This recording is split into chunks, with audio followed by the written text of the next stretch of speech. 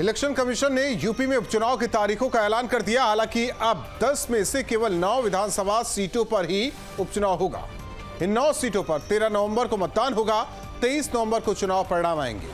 जिस सीट पर जीत को लेकर समाजवादी पार्टी सबसे ज्यादा आश्वस्त थी, उस मिल्कीपुर सीट पर फिलहाल चुनाव टल गया है, क्योंकि मिल्कीपुर के पूर्व विधायक बाबा गोरखनाथ ने अयोध्या सांसद अवधेश प्रसाद के खिलाफ कोर्ट में याचिका लगा रखी है। अब इसी को लेकर समाजवादी पार्टी सवाल खड़े कर रही है। हालांकि अब बाबा गोरखनाथ के वकील ने याचिका वापस लेने का ऐलान किया है। उपचुनाव को लेकर समाजवादी पार्टी ने अपने 6 प्रत्याशियों के नामों का ऐलान पहले ही कर दिया है, लेकिन बीजेपी में अभी भी मंथन चल रहा है। दो टूक में करेंगे चर्चा, पहले सुनते हैं बयान। इंडी गठबंधन लोकसभा के चुनाव के बाद खुलकर अपराधियों के साथ, माफियाओं के साथ, बलात्कारियों के साथ, जाली नोटों के व्यापारियों के साथ खड़ा नजर आया है। खुलेआम अखिलेश यादव बलात्कारी के पक्ष में डीएनए टेस्ट की मांग करते हुए नजर आए हैं। जनता के सामने इंडी गठबंधन की कलई खुल गई है। जनता को विकास चाहिए और विकास एनडीए के साथ संभव है।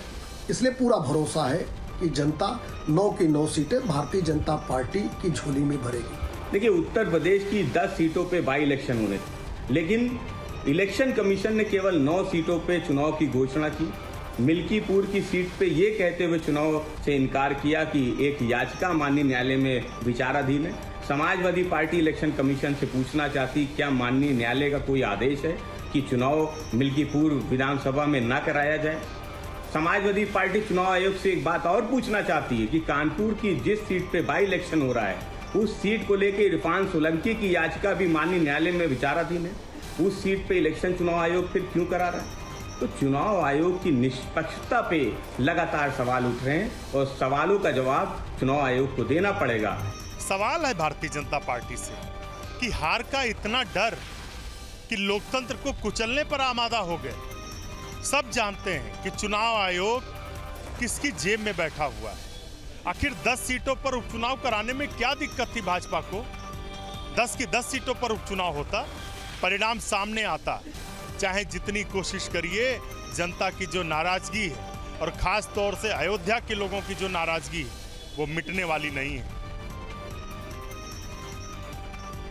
इसलिए आज चुनाव का जब घोषणा हुई तो मिल्कीपुर विधानसभा में घोषणा नहीं हुई। हालांकि हम 1-2 दिन में इसमें पिटीशन को विड्रॉ करेंगे और विड्रॉ करके उसके बाद इलेक्शन कमीशन को भी इन्फॉर्म कर देंगे। ऐसे में बड़े सवाल, उपचुनाव के रण की तारीख तय, किसकी होगी विजय? चुनाव में चलेगा पीडीए वाला था या बीजेपी के पाले में उपचुनाव? एसपी के लड़ाके तैयार, बीजेपी के ऐलान का इंतजार। सीट बंटवारे को लेकर क्लेश, उपचुनाव में साथ आएंगे राहुल अखिलेश। इन्हीं सवालों के साथ मेहमानों से चर्चा। आलोक वर्मा जी, प्रवक्ता बीजेपी, अभिषेक बाजपेयी जी, प्रवक्ता समाजवादी पार्टी, संजीव सिंह जी, प्रवक्ता कांग्रेस। आप तीनों मेहमानों का स्वागत है। अभिषेक जी, चुनाव की तारीख तो तय हो गई, क्या है तैयारी? बिल्कुल तैयारी है और इंडिया गठबंधन और समाजवादी पार्टी का एक कार्यकर्ता बहुत मजबूती के साथ तैयार है। और 9 सीटों पर क्योंकि चुनाव है और अभी आने वाले उसमें 10 हो जाएंगे, तो उसमें कोई दिक्कत की बात नहीं है, क्योंकि 10 में से जो हमारा कॉन्फिडेंस है कि जनता जनार्दन अपना आशीर्वाद देगी, वो 10 में से 8 सीटों पर हमें अपना आशीर्वाद देगी। तो हालांकि ये एक क्यों छोड़ दिया आपने? हम तो 2 की एक और ऐड कर दिए ना हमने, कि जब वो आपने जब प्रोमो दिखाया तो जब वकील साहब जब याचिका वापस लेंगे तो 10वीं आ जाएगी। तो हमने तो 2 मान ली ना। तो 10 में से 2 मान ली है, तो वो 2 कौन सी है? 10 में से 8 भारतीय जनता पार्टी हारने जा रही है। ठीक है, 2 कौन सी वो जीतने जा रही है, ये भी कंफर्म कर दीजिए फिर आप। नहीं, ये तो आने वाले वक्त में आपको पता ही चल जाएगा। आप 8 तो जीत गए, तो आज ठीक है, 8 कंफर्म कर दीजिए, कुछ तो कंफर्म कीजिए।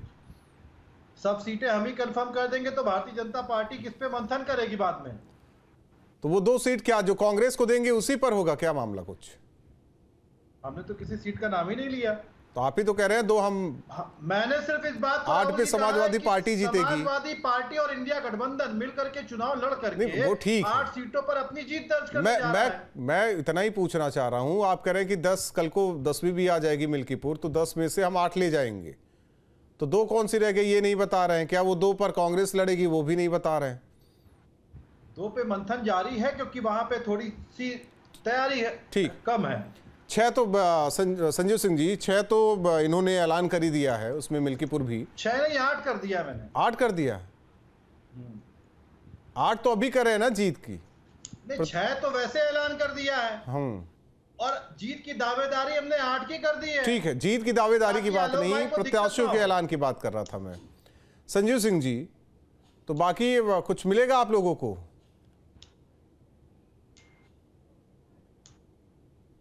सर आप ही बन के बैठ गए तो फिर कोई बहस मैं पूछ रहा हूं सर, आपको अगर मेरा सवाल गलत लग गया तो मैं क्या कर सकता हूं उसमें? नहीं, आपका सवाल एक पक्षी होता है, इसलिए मैं नहीं, एक पक्षी क्या है, उन्होंने 6 उम्मीदवारों का ऐलान कर दिया, बाकी 4 है, वही मैं पूछ रहा हूं कि 4 में से क्या मिलेगा? आप थोड़ा पेशेंस से 30 सेकंड सुन लीजिए।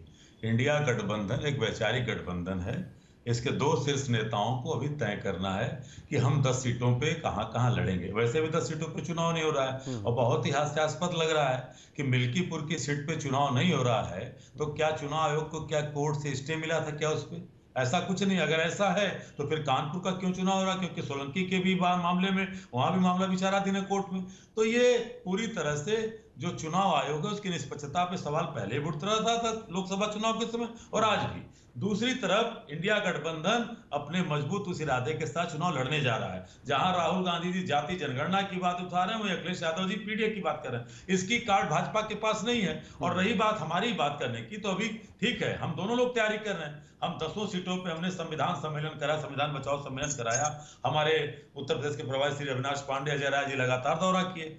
वहीं समाजवादी पार्टी कर रही है और इससे तो एक मजबूती मिलेगी ना कि 10 सीटों पे नहीं, अब 9 सीटों पर चुनाव होने जा रहा है। तो अगर कांग्रेस के नेता, समाजवादी पार्टी के नेता अपने अपने दल और संगठन के साथ अगर वहां पे विभिन्न कार्यक्रम किए तो निश्चित है कि हमारे जो कार्यकर्ता हैं, हमारे जो मतदाता, हमारे सपोर्टर, समर्थक है, उनकी ताकत बढ़ेगी।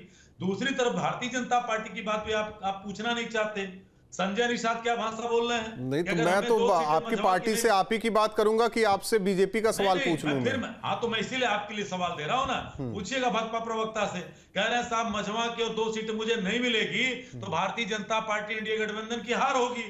तो यहाँ पर अगर आप भारतीय जनता पार्टी को बैठाते हैं, हमने तो हमारे समाजवादी पार्टी से साथी से आपने पूछा, हम लोगों ने कहा कि भाई 9 की 9 सीटों जीतेंगे। नहीं 8 बताया उन्होंने। दो अगर 10 पे होता है, मिल्कीपुर भी कल को आ जाता है, 9 जीतेंगे। 10 होती 10 जीतते। और अभी ये तय करना, चाहे हमारे समाजवादी पार्टी के साथी अभिषेक भाई हों चाहे मैं हूं, हमारे नेताओं को तय करना है। और बिल्कुल अभी तो मैं फिर कह रहा हूं कि आज चुनाव की घोषणा हुई है, धीरे धीरे देखते जाइए, अभी उम्मीदवार भी सामने आएंगे। नहीं, जब चुनाव की घोषणा नहीं हुई थी तो 6 उम्मीदवार तो आ ही गए थे। कोई बात नहीं, वो तो आपने लोकसभा में भी देखा था, तमाम सीटों पर उम्मीदवार हमारे आए थे, लेकिन आपसी समन्वय बना ना, 17 सीटों बना रहना चाहिए आपसी समन्वय। लेकिन आलोक वर्मा जी, पीडीए फिर तैयार है हराने के लिए, गठबंधन फिर तैयार है हराने के लिए। नहीं, ठीक बात है, पूरी तरीके से मजबूती के साथ चुनाव लड़ने के लिए हम तैयार हैं। और हमें तो उम्मीद थी कि मिल्कीपुर की सीट भी जो है चुनाव आयोग उसकी भी घोषणा करेगा। किन्हीं वजहों से घोषणा नहीं हुई है, लेकिन जिस तरीके से लक्षण दिख रहे हैं, जिस तरीके से गोरखनाथ बाबा के वकील ने कहा है कि वो पीछे जा रहे हैं, अदालत से अपनी याचिका को वापस लेंगे, उसके बाद शायद 10 की 10 सीटों पर चुनाव हो। और हमें पूरा यकीन है कि जिस तरीके से हमने काम किया है, जिस तरीके से हरियाणा ने संदेश दिया है, और थोड़ा बहुत हतोत्साह इसमें स्वीकार करने में मुझे कोई गुरेज नहीं है कि 2024 के उत्तर प्रदेश के नतीजों ने थोड़ा सा हमें सदमा दिया था, लेकिन हम उससे आगे निकल चुके हैं। अपनी कमियों को हमने देखा है, अपनी अच्छाइयों को हमने आगे बढ़ाया है। योगी जी और मोदी जी के कामों को लेकर के हम जमीन पे गए हैं, हमारे कार्यकर्ता जमीन पर उतरे हैं। मुझे लगता है कि भारतीय जनता पार्टी जिस तरीके से काम करती है, जिस तरीके से आगे बढ़ती है और लोगों का साथ जिस तरीके से नहीं है, लेकिन जो संजीव सिंह जी ने सवाल उठाया है कि सहयोगियों को क्या, मझवा वाली सीट तो थी ना, आपकी सहयोगी पार्टी के पास थी मझवा वाली सीट, पश्चिम में देंगे क्या अपने जो करीबी? अभी तो मामला आज देखिए, आज 3:30 बजे चुनाव आयोग ने घोषणा की है, आ जाएगा। अभी तो हमारा कोई प्रत्याशी घोषित नहीं हुआ है ना। ये तो कांग्रेस और समाजवादी पार्टी के साथियों को चिंता करना चाहिए। जो लक्षण वहां से निकल करके आ रहे हैं कि कांग्रेस के साथियों को नहीं, आप ना कर दीजिए ना, समाजवादी पार्टी की तरह आप ना 6 खड़ा कर दीजिए, बाकी जो रहे वो 2-3 लोग देख लेंगे। 2-3 पार्टी हमारे कांग्रेस की तरह आप कांग्रेस की तरह आपके सहयोगी ना घबराने लगे। नहीं, हमारे यहाँ सहयोगी नहीं घबराएंगे, हमारे यहाँ इस तरीके का बवाला नहीं है। ये तो उस गठबंधन में है।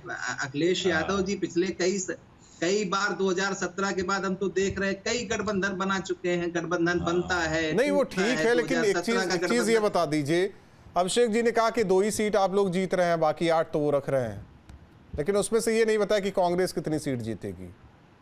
फिर अगर सवाल करता हूँ कहते गठबंधन ही जीतेगी। देखिए हरियाणा ने तो बता दिया है, हरियाणा में तो कांग्रेस के साथी बहुत उत्साहित इतने उत्साहित थे कि समाजवादी पार्टी को एक सीट भी देना उन्होंने गवारा नहीं किया। मुझे लगता है कि एक मिनट अभिषेक जी, देखिए कोई किसी के बीच में ना कूदे, कोई किसी के बीच में ना कूदे। अभिषेक वाजपेयी जी, कोई किसी के बीच में ना कूदे, बोलने दे, जिसका वक्त जो है वो बोलने दे। अभिषेक वाजपेयी जी, अभिषेक वाजपेयी जी, अभिषेक वाजपेयी जी, किसको अभिषेक जी शर्म तो यहाँ नहीं चाहिए कि किसी को किसी के टाइम में कूदे ना कोई। बटेंगे तो बटेंगे। ठीक है आलोक वर्मा जी, देखिए आप जब बोल रहे थे तो मैं आपको सुन रहा था, मुझे लगता है कि आपको भी सुन लेना चाहिए, आपका भी टाइम आएगा, फिर मेरी बातों का आप जवाब दीजिएगा। नहीं अब कहाँ टाइम आएगा, ना मुख्यमंत्री बन पा रहे हैं ना वो प्रधानमंत्री बन पा रहे हैं, कहाँ टाइम आएगा। नहीं खत्म है तो 2027 का बड़ा बढ़िया सपना देखने लगे थे। अभी जो हालिया नतीजा आया, नहीं एक तरीके से कहे इसे लिटमस टेस्ट भी मान लेते हैं हम इसे। वाजपेयी साहब देखिए सर, आवाज आ रही वाजपेयी साहब? जनता ने तो अहंकार ऐसे तोड़ा कि जो आदरणीय प्रधानमंत्री जी कहते थे अब की बार मोदी सरकार, घुटने के बल ला करके उनको कहना पड़ा अब की बार एनडीए की सरकार। और उसके बाद तीसरी सरकार बना दी। एक मिनट अब सुन लेते हैं आलोक जी सुन लीजिए, सुन तो लीजिए। काम किया है, कौन सा काम किया है? अरे काम किया होता तो हरियाणा चुनाव में आप गिना रहे होते, मुख्यमंत्री जी को बोलना ना पड़ता कि बटेंगे तो कटेंगे। अरे इस तरीके से बयानों को दे करके धार्मिक उन्माद पैदा करने का अभिषेक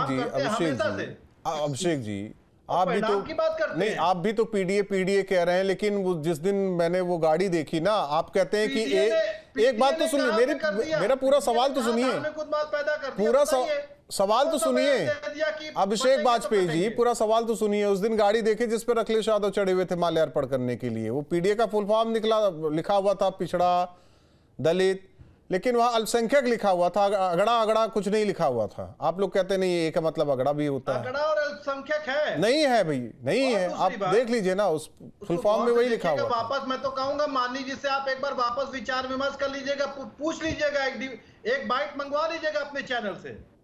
अब जो लिखा था वो तो दिख गया, मैं तो आपको आमंत्रित कर रहा हूं, जो लिखा था वो तो दिख गया। मैं तो तभी तो मैं कह रहा हूं ना कि आपको आमंत्रित कर रहा हूं कि आप स्वयं जाकर के माननीय राष्ट्रीय अध्यक्ष जी से पूछिएगा, वो आपको पूरी तरीके से बता देंगे।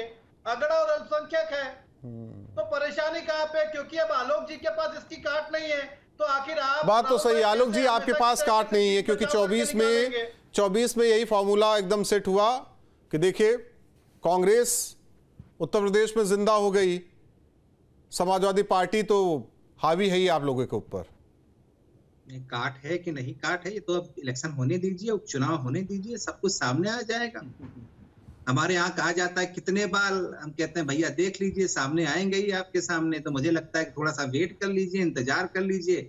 हम तो अगर 10 सीटों पर चुनाव होगा, 10 की 10 सीटें जीतने जा रहे हैं, इसमें कहीं कोई शक नहीं है। और हरियाणा के चुनाव भी जीत जाएंगे भैया, मैं कह तो रहा हूँ कि हमारी तैयारी 10 की 10 सीटों पर है, और हरियाणा उसका एक शानदार नमूना है। हरियाणा में लोग कह रहे थे ना, हमारे समाजवादी पार्टी के साथी और कांग्रेस के साथी तो इतने उत्साहित थे कि ना उन्होंने आम आदमी पार्टी को बुलाया ना समाजवादी पार्टी को बुलाया, तो कह रहे थे 1-2 सीटें दे दीजिए, हमारा काम बन जाएगा भाई, हम राष्ट्रीय पार्टी की दौड़ में है, थोड़ा सा रास्ता निकल जाएगा। लेकिन कांग्रेस के साथियों ने वहां सुन लीजिए संजीव सिंह जी, कांग्रेस पर आपने बोला तो संजीव सिंह कुछ बोलना चाह रहे हैं। संजीव सिंह की जनता ने बताया है। संजीव सिंह जी, इसीलिए 6 उम्मीदवारों का ऐलान समाजवादी पार्टी ने कर दिया था तारीखों के ऐलान से। लगता है कि आलोक भाई ने जिस भावना का परिचय यहाँ दिया कि लोगों को सुना, तो मुझे भी थोड़ा 2 मिनट सुन लेंगे। 2 मिनट तो आप मौका नहीं देंगे वैसे। जिस इंडिया गठबंधन के अंदर बताया कि समाजवादी पार्टी और कांग्रेस में तोड़मोड़ चल रहा है, कम से कम राहुल जी हमारे यहाँ इतना तो है कि इनके महाराष्ट्र में महायुति गठबंधन के तानाजी शिंदे ये कहते हैं कि अजीत पवार के बगल में बैठता हूं तो उल्टी आती है। तो कम से कम इंडिया गठबंधन के साथियों में ये नहीं है। वैचारिक मतभेद हैं, मनभेद नहीं होते और किसी मुद्दे पे होते हैं और हम तब भी एक होते हैं। और दूसरी तरफ आपने हरियाणा की बात कही, चुनाव आयोग ने क्या रिपोर्ट दिया? 99% जहां पे ईवीएम की चार्जिंग का उसका कोई जवाब नहीं आया। पलवल की सीट 38 मिनट रोक करके प्रत्याशी ने उस समय बताया कैमरे ऑफ करा करके ईवीएम में गड़बड़ी की गई थी चुनाव के दौरान, उसका कोई जवाब नहीं आया। तो ऐसे अगर ढपली पीटने और हमारे को कांग्रेस को लोगों को क्यों, आपका चैनल भी गवाह है, ऐसा कोई चैनल नहीं था कि जो लगातार कांग्रेस की सरकार बनवा रहा था। और पोस्टल बैलेट से आप ही के चैनल पे जब 74 सीट कांग्रेस को दिखा रही थी तब हमारे कांग्रेस के नेताओं ने आपत्ति दाखिल की थी कि साहब ये ईवीएम जो 20 विधानसभा में 99% दिखाया जा रहा है, इसका क्या जवाब है? आप भी मोबाइल लिए होंगे, लैपटॉप लिए होंगे, 1 घंटे आप 24 घंटे पहले अगर इसको चार्ज करते हैं तो क्या 24 घंटे बाद भी आपकी 100% चार्जिंग बताती है क्या? इसका जवाब चुनाव आयोग के पास नहीं है, क्योंकि चुनाव आयोग एक तरह से वही काम कर रहा है जो लोकसभा में आपने देखा। और कहीं ना कहीं लगातार हम बार बार कह रहे हैं, हम ईवीएम पे सवाल उठाते थे, उठाएंगे। अगर चुनाव आयोग के अंदर इसकी तनिक भी शर्म होती तो वो 99% बैटरी चार्जिंग का जवाब देता, कोई जवाब नहीं आया। तो इसलिए हम कह रहे हैं संजीव जी, यहाँ पे उत्तर प्रदेश जी, तो क्या उपचुनाव में हार मान बैठे? क्या उसी ईवीएम से इलेक्शन होगा? अब आप जैसे पक्षकार लोग रहेंगे, मैं पूछ रहा, मैं अब फिर आ गए, मतलब आपके मुताबिक सवाल करूं क्या? नहीं, मैं खुद पोस्टल बैलेट लेके आऊंगा क्या चुनाव कराने के लिए? चुनाव का काम है इलेक्शन कमीशन का कि आपका है, बीजेपी का है, समाजवादी पार्टी का है? मैं पूछ रहा हूँ। जब आपको दिक्कत नहीं है, दिक्कत कर्नाटक में आप जीत गया, सरकार बन गई, तब तो ठीक है। हिमाचल में सरकार बन गई, तब तो ठीक है। इससे पहले जहां जहां सरकार बन गई, राहुल गांधी जीत गए, वो ठीक है। एक बात कहिए, तो फिर एक बात सुनिए संजीव जी, या तो विश्वास रखिए तो ना रखिए, इधर उधर की बातें ना कीजिए। फिर कह रहे हैं, मैं तो फिर कह रहा हूँ ना, या तो इलेक्शन कमीशन पे विश्वास रखिए, नहीं तो ना रखिए। अरे 5 मीटर का सवाल लोगे यार, तो थोड़ा सवाल जवाब सुन लो। आपका भी तो संदर्भ सहित व्याख्या, कहां से कहां, पलवल से कहां, पहले अपना तो कंफर्म कर लीजिए कि सीट दे रहे हैं। अभिषेक जी सीट तो दे दीजिए। भाजपा का प्रवक्ता अभिषेक जी सीट तो दे दीजिए। हम कह रहे हैं 1 मिनट, ईवीएम की बात कहाँ आ गई ये बता दीजिए अभिषेक वाजपेयी जी। ईवीएम की बात कहाँ आ गई? ईवीएम की वजह से मैं बार बार कहता हूँ ना कि 2012 में मुख्यमंत्री बने अखिलेश यादव, पूर्ण बहुमत की सरकार आई। आदरणीय अखिलेश यादव जी ने भी जब आदरणीय अखिलेश यादव जी ने, आप सब लोगों ने बाइट ली थी और चुनाव के परिणाम जब उत्तर प्रदेश में बदले हुए आपको नजर आए, आप लोग तो ढिंडोरा पीट रहे थे बीजेपी का, लेकिन जब बदले हुए नजर आए तब भी आदरणीय अखिलेश यादव जी ने इस बात को कहा था कि हमें ईवीएम पे भरोसा नहीं है। कब की बात कर रहे हैं आप? अभी की बात कर रहे हैं ना, अभी की बात कर रहे हैं हम, तो तब भी बात नहीं, आप 24 की बात कर रहे हैं ना। एक बात बताइए, 2012 में क्या अखिलेश यादव ने बोला था, या 2000, मैं बता रहा हूं 2004 या 7 में लोकसभा चुनाव में क्या कांग्रेस ने बोला था? ईवीएम मशीन की बात करते हैं, ईवीएम मशीन पर आ जाते हैं आप लोग। जहां हारे, जहां कुछ नहीं हुआ, वहां ईवीएम और इलेक्शन कमीशन। हम जीते उसके बावजूद कह रहे हैं, अभी कह रहे हैं ना 24 में। 24 से पहले आपने कहा क्या? तब भी आप मानने 24 से 2012 में कहा था आपने, 2012 में कहा था आपने।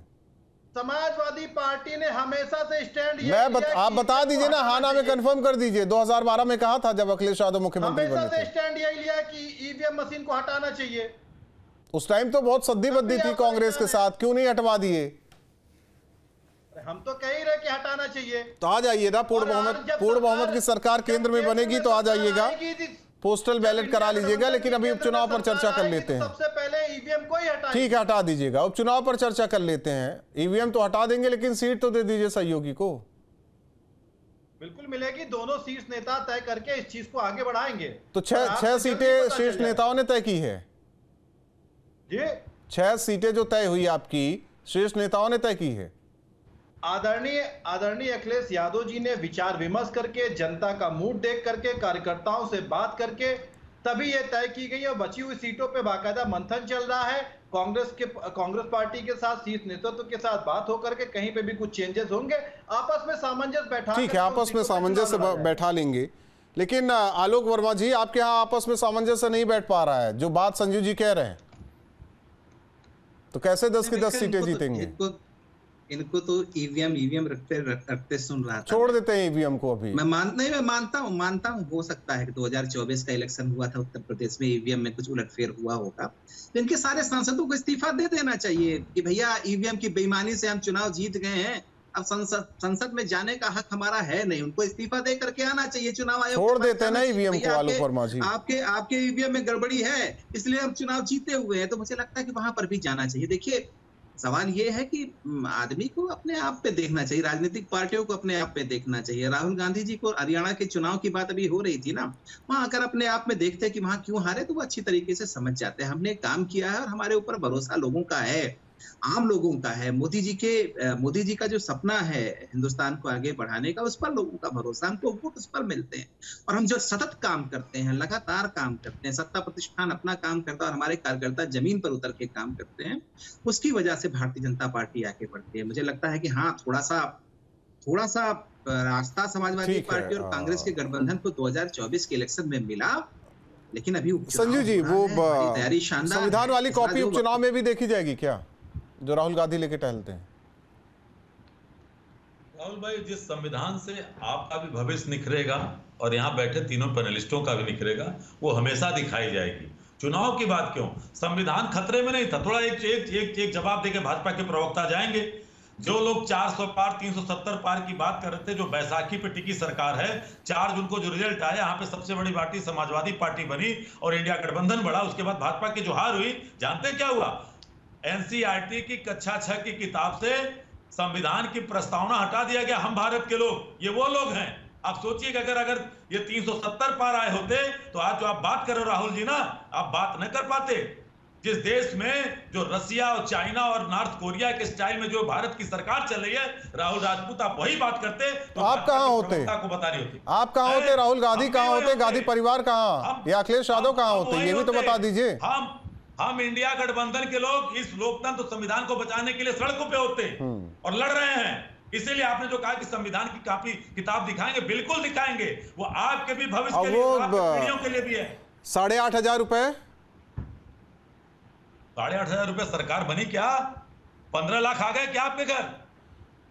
हरियाणा में भी एक फॉर्म, हरियाणा में भी एक फॉर्म घूम रहा था। हाँ बिल्कुल, मैं पूछ रहा हूं, आपके घर 3 सिलेंडर आए क्या? 15 लाख रुपए आए? आपके घर में नौजवानों को 2 करोड़ रोजगार मिल रहा था प्रतिवर्ष, किसी नौजवान को मिला? फसलों की आय दुगनी हो गई, 2022 में चल रहा था, 2024 आ गया। हो सकता है राहुल जी के यहाँ पे आ गए हो 15 लाख रुपए भाई। बताओ ना भाई, पूछ तो रहा हूं। सही बात। अब शेख जी की मुस्कान कुछ कह रही है। मैं तो हम और संजीव भाई तो यही कह रहे राहुल भाई, जनता के पास पहुंचा ना हो, पहुंचा हो, लेकिन आपके पास हो सकता है पहुंचा हो। इनके पास तो आ गया होगा ना। अब संजीव जी, हाँ, अरे मैं तो पूछ रहा हूं, पूछिए, आप पूछिए आलोक भाई से। मजीठिया वेज कानून लागू हुआ, ये तो पत्रकार साथियों के लिए भाई थी, बड़ी पत्रकारों की बात करते हैं। आलोक जी, तानाशाही नहीं चलेगी। बेवजह इलेक्शन कमीशन ने तारीखों का ऐलान कर दिया, तारीखों का ऐलान कर दिया, वहां डीएम से सर्टिफिकेट दिलवा दिया होता आप लोगों ने। आपके लिए मैं पूछ रहा हूं, मजीठिया वेज का कानून उत्तर प्रदेश की सरकार लागू करेगी? अरे आपके, मैं तो आपके लिए भी पूछता हूं। अरे मैं तो आपके लिए भी पूछता हूं। कांग्रेस की कल सरकार बनेगी, सुनिए, कांग्रेस की कल सरकार बनेगी, हिंदू मैरिज एक्ट है तो मुस्लिम मैरिज एक्ट भी आएगा क्या? आप बताइए तो, आप बताइए, पहले भी पूछा, आप बताइए तो। मैं फिर कह रहा हूं, हाँ। जिस हिंदू एक्ट की बात आपने की थी, पहले देखिएगा उसका विरोध किसने किया था और किसने पास कराया था?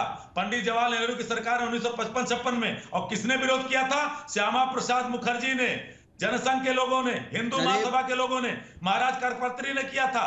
थोड़ा इतिहास पढ़ के आइएगा। किसका विरोध किया था? इधर वाला या उधर वाला? मैं फिर कह रहा हूं, बाबा साहब अम्बेडकर के उस एक्ट का विरोध जब हुआ था तो पंडित जवाहरलाल नेहरू की सरकार ने पास कराया था। और इन लोगों से पूछिए ना, ये लोग जो आरक्षण की बात करते हैं, आलोक जी, हमने तो आलोक जी देखिए, मैं पूरा भरोसा दिलाता हूं अपने कांग्रेस के साथी को कि जो अंबेडकर का सपना है, जो नेहरू जी का सपना है, वो सब पूरा होगा। और जो थोड़ा बहुत अगर बच भी जाएगा तो 2027 के आगे जो हमको 5 साल मिलेंगे उसमें पूरा करेंगे। आप बिल्कुल फिक्र होने की जरूरत, आपको फिक्रमंद होने की जरूरत लेकिन नहीं है।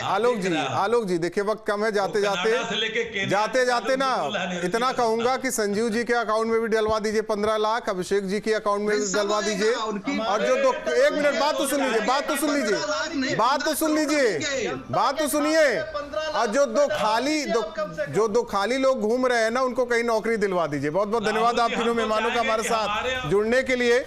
उपचुनाव 9 सीटों पर, मिल्कीपुर सीट पर अभी विधानसभा का उपचुनाव नहीं है और ऐसे में एक तरफ गठबंधन यानी कि समाजवादी पार्टी और कांग्रेस कह रहे कि हम जीतेंगे। 6 सीटों पर अपने उम्मीदवारों का ऐलान समाजवादी पार्टी पहले ही कर चुकी है, जिसमें से 1 सीट पर अभी चुनाव नहीं यानी कि 5।